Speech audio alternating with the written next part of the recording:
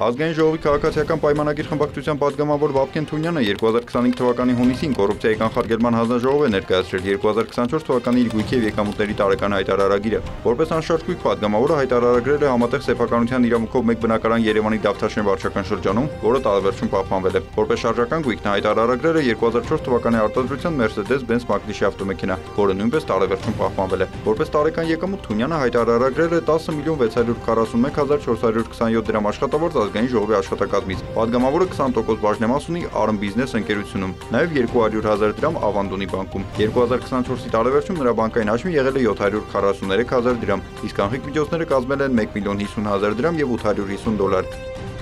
Պատգամավորի կինը Քնարի Կիսոյանը որպես տարեկան եկամուտ հայտարարագրել է 7,174,101 դրամ աշխատավոր կադաստրի կոմիտեից։ Նա 2,317,000 դրամի, $2,637 եւ 2,149 եվրոյի չափով ավանդ ունի բանկում։ 2024-ի տարեվերջում Կիսոյանի բանկային հաշվին եղել է 10,000 դրամ, իսկ անխիկ միջոցները կազմել են 1,750,000 դրամ, $2,000 եւ 1,000 եվրո։